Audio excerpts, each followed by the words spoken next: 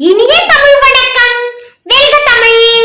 சிரமாறு உடையான் என்ற கடவுள் வாழ்த்து பாடலை பாடியவர் யார்? சிரம் ஆறு உடையான் என்று தொடங்கும் கடவுள் வாழ்த்து பாடலை பாடியவர் இஸ்லாமியரான மகாகவி செய்குதம்பி பாவலர். அப்ப இஸ்லாமியர்களை பத்தி அவர் பாடியிருக்காரா? இப்படித்தான் எல்லாரும் கேட்டாங்க. சிரமாறு உடையான் என்று தொடங்கும் கடவுள் வாழ்த்து பாடலை எந்த இறைவனை குறித்து பாடினீர்கள் அப்படின்னு செய்குதம்பி பாவலர்கிட்ட கேட்கும் பொழுது அவர் சொன்னாராம், எல்லா இறைவனையும் குறித்துத்தான் பாடினேன், எல்லாரையும் குறிக்கும் அப்படின்னு சொன்னாராம். எப்படி? சிரமாறு உடையான், சிரத்தை மாறி உடையவர் விநாயக பெருமான். மனித உடம்பு யானை தலை, சிரத்தை மாறி உடையவர் விநாயக பெருமான், விநாயகரை குறிக்கிறது.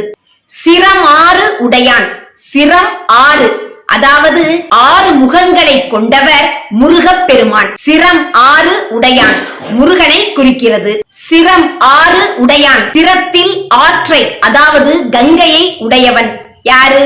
சிவபெருமான், சிவபெருமானை குறிக்கிறது.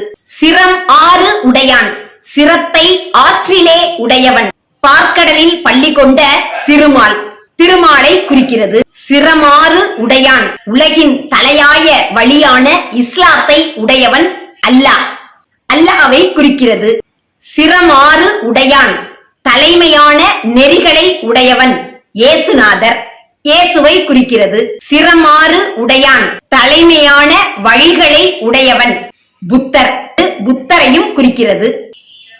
இப்படி மதங்களை மட்டுமல்ல மனித மனங்களையும் இணைத்தது தமிழ் மொழி மட்டுமல்ல, தமிழ் புலவர்களும். வாழ்க செய்குதம்பி பாவலர்.